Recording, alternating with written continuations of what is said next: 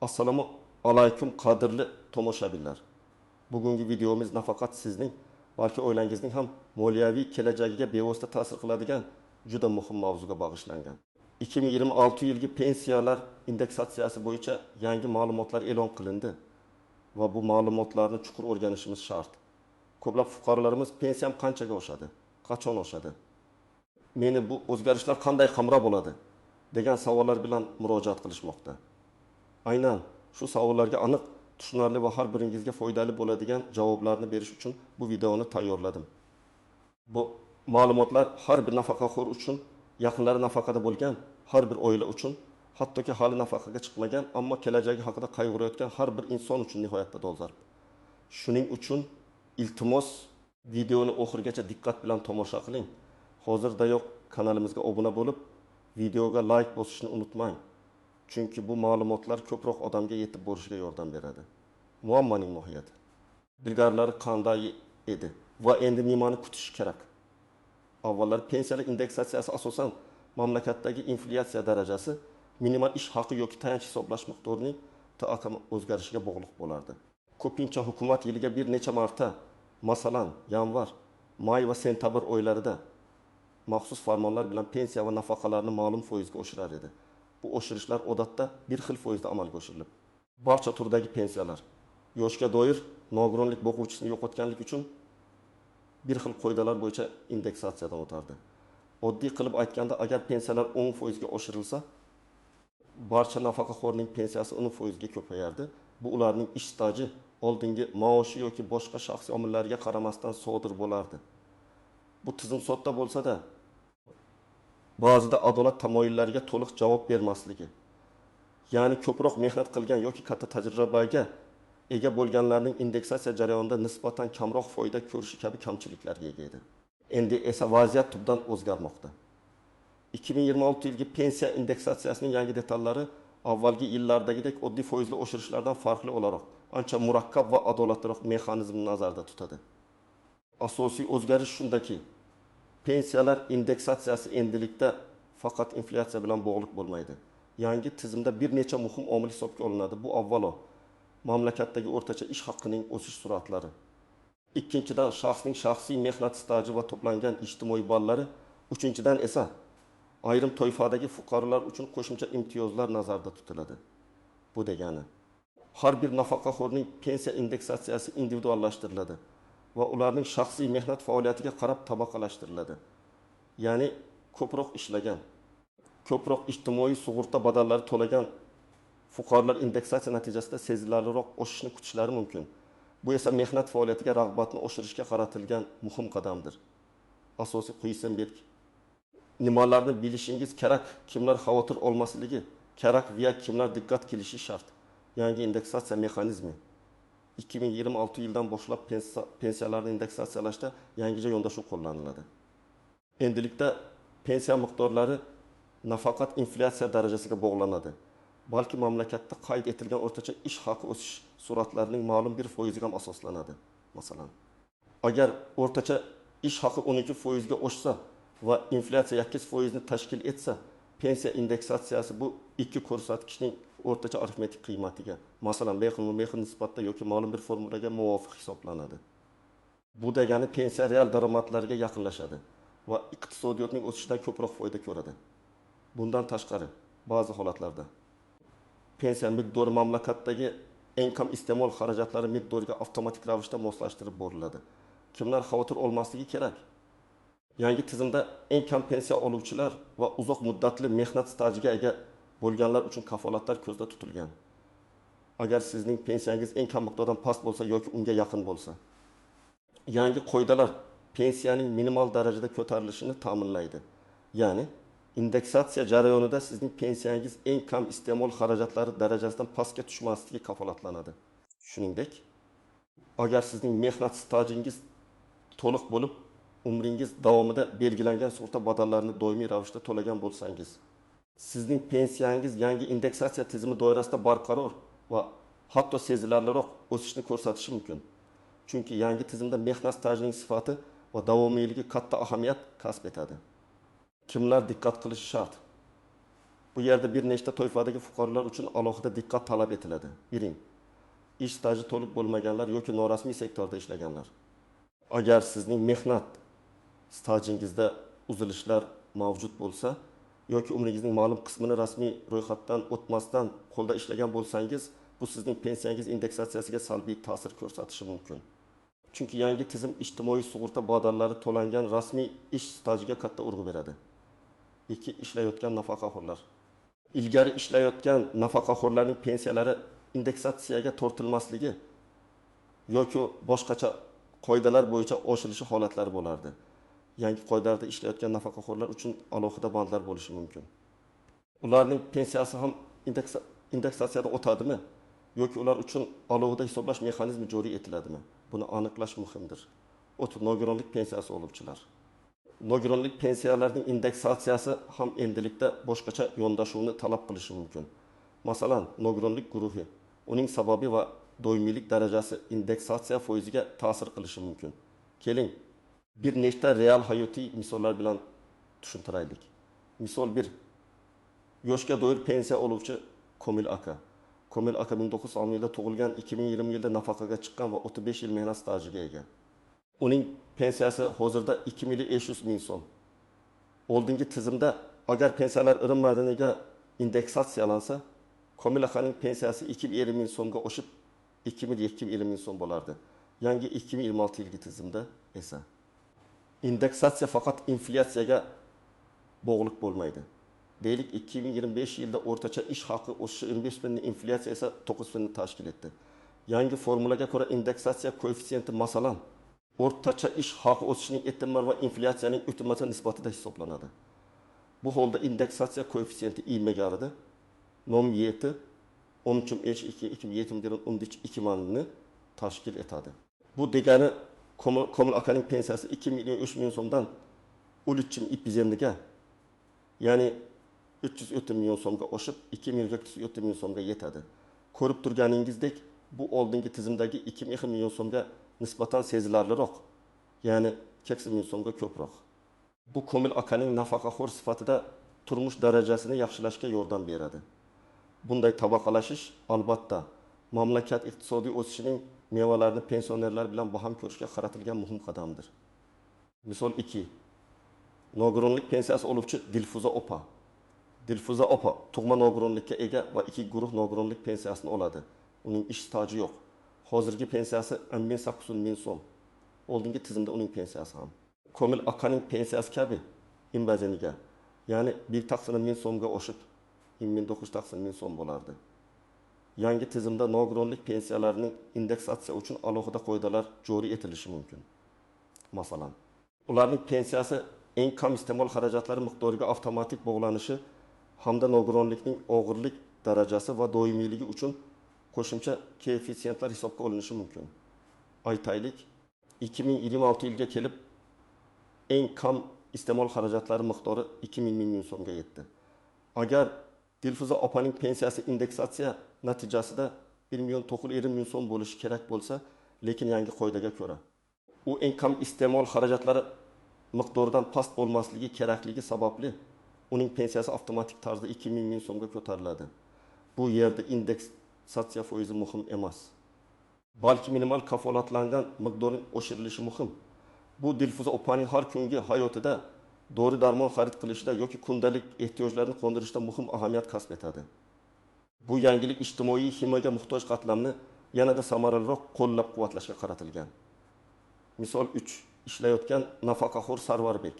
Sarvarbek 65 yoshda, u nafaqaga chiqqaniga qaramay xususiy kirimida xususiy korxonada ishlab kelmoqda. Uning pensiyasi hozirda 30 ming so'm. Oldingi tizimda ishlayotgan nafaqaxo'rlarning pensiyalari ba'zan indeksatsiyaga tortilmasdi yoki ular uchun alohida tartib qo'llanilardi.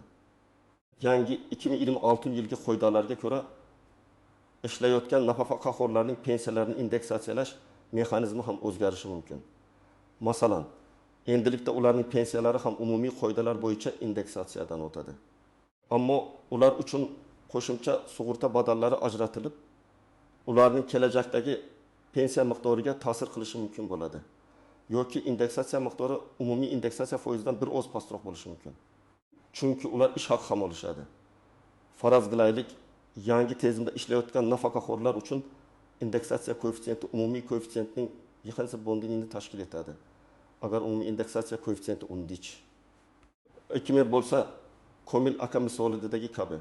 Sarvarbek uchun bu 10 için 2000 18 15 6 bo'ladi. Uning pensiyasi 3000 million so'mdan 15 ga, ya'ni 316 so'mga oshib, 316 so'm bo'ladi. Bu holatda Sarvarbek nafaqat pensiya olishda davom etadi, balki uning pensiyasi ham indeksatsiya hisobiga ma'lum miqdorda o'sishda davom etadi. Bu ishlayotgan nafaqaxo'rlarning ham ijtimoiy himoyasini kuchaytirishga qaratilgan. Asosiy QSM 2 istisnolar, ko'p konlar va noan'anaviy nuanslar har qanday yangi tizimda bo'lgani kabi pensiya indeksatsiyasida ham o'ziga xos istisnolar. E'tibordan chetda qolishi mumkin bo'lgan qopqonlar va noaniq nuanslar mavjud. Bularni bilish sizni kelajakdagi noxush vaziyatlardan himoya qiladi. Istisnolar 1000. Ayrim turdagi maxsus pensiyalar. Harbiy xizmatchilarning pensiyalari, ichki ishlar organlari xodimlari pensiyalari kabi ayrim maxsus pensiyalar tizimining indeksatsiyasi odatda umumiy qoidalardan farq qilishi mumkin.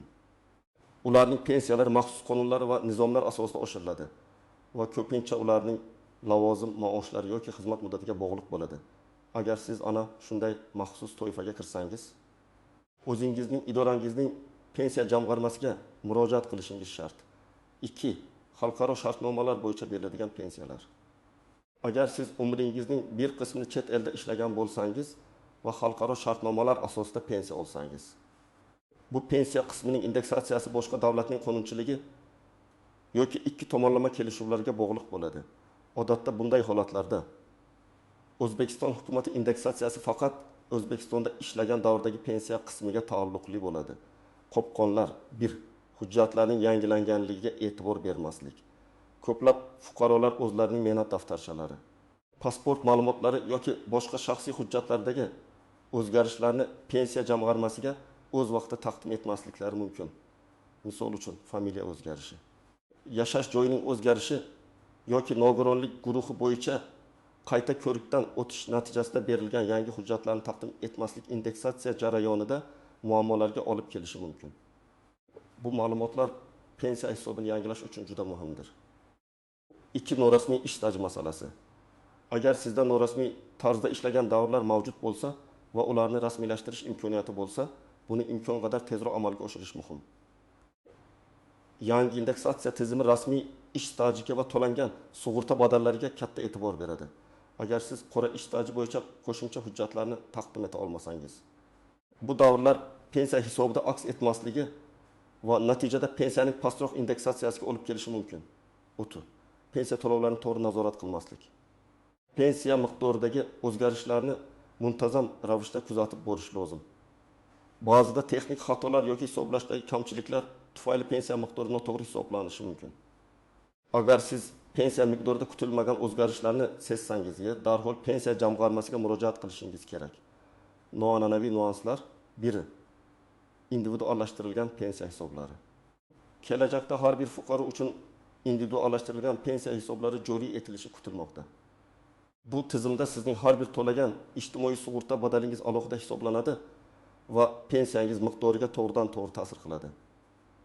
Agar bu tizim 2026 yilgacha to'liq joriy etilsa, indeksatsiya ham shu individual hisoblardagi mablag'larning o'sishiga bog'liq bo'ladi. Hozircha bu g'oya bo'lsa-da, uning joriy etilish imkoniyati yuqori. 2. Erta nafaqaga chiqishning indeksatsiyaga ta'siri. Ba'zi fuqarolar qonunchilikda belgilangan yoshdan oldin, masalan, maxsus mehnat sharoitlari yoki uzoq yillik ish staji tufayli pensiyaga chiqish huquqiga ega bo'lishi mumkin. Erta pensiyaga chiqish pensiya miqdoriga ma'lum bir pasaytiruvchi koeffitsiyentni qo'llashni nazarda tutishi mumkin. Bu pasaytirish indeksatsiya jarayonida ham saqlanib qoladimi yoki vaqt o'tishi bilan qoplanadimi? Bu haqda aniq ma'lumotga ega bo'lish lozim. O'ti. Inflyatsiyaning pensiya xarid qobiliyatiga ta'siri. Garchi pensiya miqdori indeksatsiya natijasida oshsa-da, inflyatsiyaning yuqori darajasi pensiyaning real xarid qobiliyatini pasaytirishi mumkin. Ya'ni pensiyangiz miqdori oshsa ham, shu pulga avvalgidan kamroq mahsulot yoki xizmat sotib olishingiz mumkin. Shuning uchun nafaqaxo'rlar doimiy ravishda mamlakatdagi inflyatsiya darajasini kuzatib borishlari va o'z byudjetlarini shunga mos ravishda rejalashtirishlari muhimdir. Yangi indeksatsiya mexanizmi inflyatsiyani to'liq qoplashga intiladi. Ammo to'liq kafolat bera olmaydi. Praktik maslahatlar. Siz nima qilishingiz kerak? Aziz tomoshabinlar, bu yangi o'zgarishlar bilan bog'liq holda sizning harakatingiz juda muhim. Shunchaki kutish emas, balki faol bo'lish orqali o'z moliyaviy kelajagingizni himoya qila olasiz. Quyida siz uchun aniq va bosqichma-bosqich ko'rsatmalar beraman. Bir hozirgi pensiya hisobotingizni tekshiring va pensiyangizning asosiy miqdorini aniqlang. Bu pensiyangizning qaysi sanada, qaysi miqdorda belgilangani va keyingi oshirishlar qanday amalga oshirilganini ko'rsatadi. Bu ma'lumot siz uchun boshlang'ich nuqta bo'ladi. Agar sizda bunday hisobot bo'lmasa, darhol pensiya jamg'armasiga murojaat qilib, uni so'rab oling. Hozirda bu ma'lumotlarni yagona interaktiv davlat xizmatlari portali Maytonkakov orqali ham olishingiz mumkin. Ikimaga. Pensiya jamg'armaning rasmiy veb saytini yoki hududiy bo'limini muntazam kuzatib boring.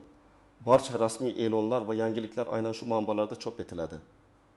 Ba'zan pensiya jamg'armasi qabul kunlari yoki maxsus maslahat xizmatlarini tashkil etadi. Bu imkoniyatlardan foydalaning. O't hujjatlaringizni to'plang va tartibga keltiring. Pasportingiz amaldagi. Yaroqlilik muddati o'tmagan bo'lishi kerak. Mehnat daftarchasi barcha ish staji davrlari to'liq va aniq yozilganligiga ishonch hosil qiling. Agar qandaydir uzilishlar yoki noto'g'ri yozuvlar bo'lsa, ularni tuzatish chorasini ko'ring. Bu juda muhim, chunki yangi tizimda ish stajining har bir yili katta ahamiyatga ega. Pensiya guvohnomasi pensiya olish huquqingizni tasdiqlovchi asosiy hujjat. Agar mavjud bo'lsa, nogironlik haqidagi ma'lumotnoma, VTEK xulosasi, maxsus mehnat sharoitlari, masalan, zararli sharoitlarda ishlaganlikni tasdiqlovchi hujjatlar, faxriy unvonlar yoki mukofotlar haqidagi guvohnomalar, bular pensiya miqdoriga qo'shimcha imtiyozlar berishi mumkin. 4. Pensiya jamg'armasi mutaxassislari bilan maslahatlashuvga yoziling. Siz yashash joyingizdagi pensiya jamg'armasi hududiy bo'limiga shaxsan borishingiz yoki telefon orqali oldindan yozilishingiz mumkin. Maslahatlashuvda o'z savollaringizni aniq va tushunarli qilib berishga tayyor bo'ling.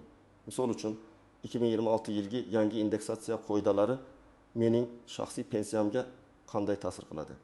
Mening ish stajim yetarli darajada to'g'ri hisoblanganiga ishonch hosil qilishim uchun nima qilishim kerak? Men uchun qandaydir yangi imtiyozlar yoki kafolatlar mavjudmi? 5. Agar kerak bo'lsa, yozma so'rovnoma arza yuboring. Ba'zida og'zaki maslahat yetarli bo'lmasligi mumkin. O'zingizni qiziqtirgan savollarni yozma shaklda ikkita nusxada tayyorlab, pensiya jamg'armasiga murojaat qiling. Bir nusxasini ro'yxatdan o'tkazib, o'zingizda saqlab qoling. Arizada o'zingizning pensiya raqamingizni, pasport ma'lumotlaringizni va aniq savolingizni ko'rsating. Masalan, hurmatli pensiya jamg'armasi xodimlari, mening ismingiz va familiyangiz, pensiya guvohnomasi raqami, pensiya raqamingiz.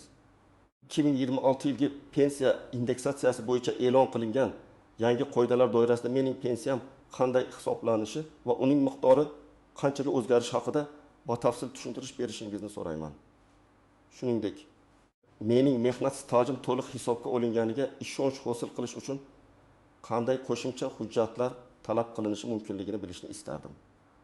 Bu sizning savolingizga rasmiy javob olishingizni kafolatlaydi va kelajakda yuzaga kelishi mumkin bo'lgan tushunmovchiliklarni oldini oladi. Xulosa qilib aytganda, aziz do'stlar, 2026 yilgi pensiya indeksatsiyasi yangi davrni boshlab beradi. Bu o'zgarishlar sizning kelajakdagi farovonligingizga to'g'ridan-to'g'ri ta'sir qiladi.